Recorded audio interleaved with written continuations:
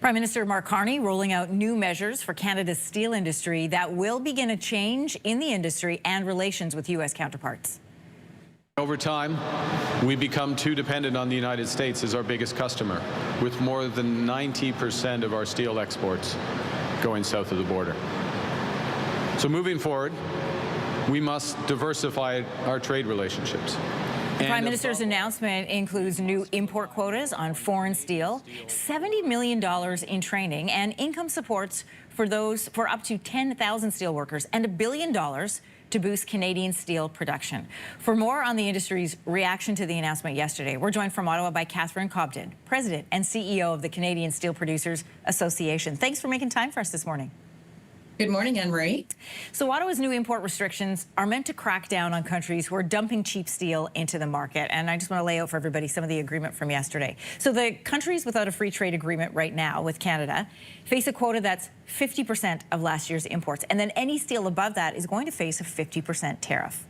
Countries with free trade deals will face a quota that's 100% of last year's imports with a 50% tariff for any imports that exceed that amount. So can you help us understand what these measures tangibly mean for Canada's steel sector? Yes, indeed. So first of all, we are very relieved to see this level of support from the federal government at this most difficult time for the industry.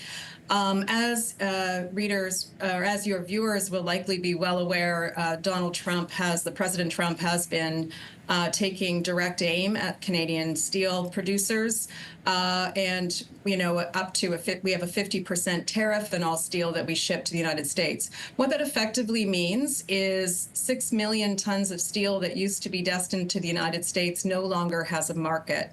So yesterday's move gives us some opportunity to offset that loss in our own country.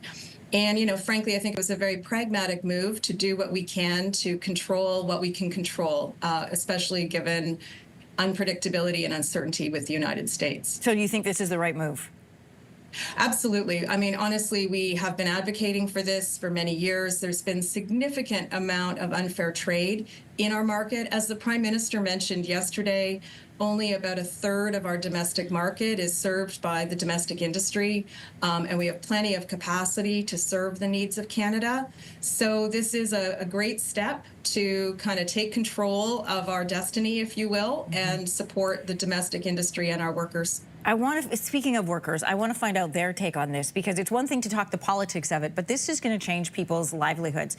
The steel and aluminum sector was the very first industry that was targeted by these U.S. tariffs.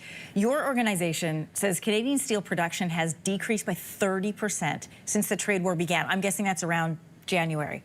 So what does that look like in terms of loss of job and a real change to, where people are living, where they're going to work, how long they're going to be working?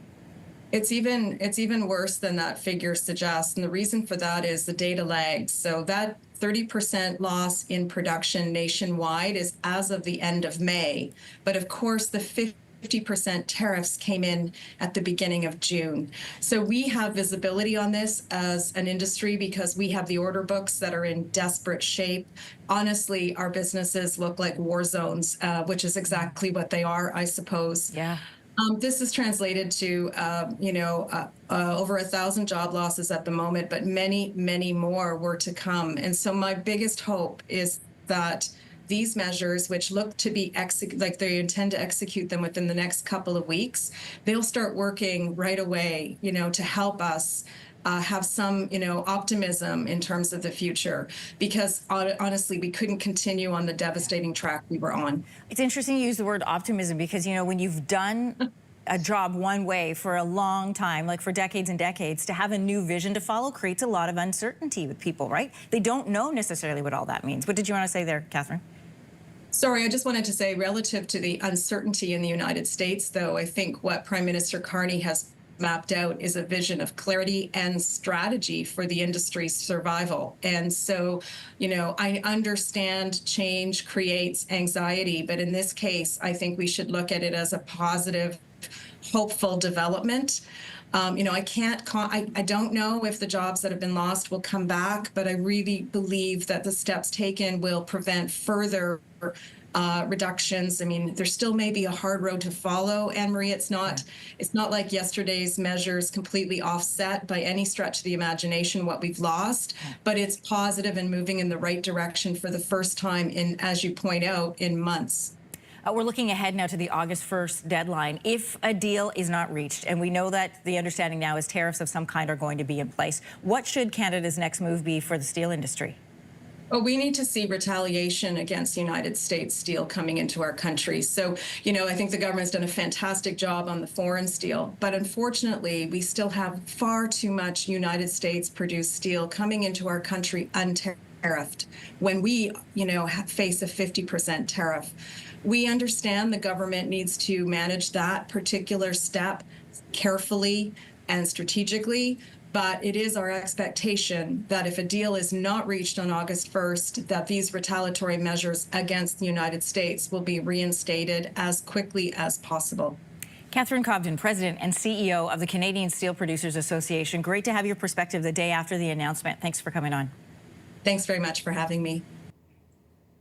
If you like that video, make sure to subscribe to the Your Morning YouTube feed, where you can find all kinds of new content posted every weekday morning.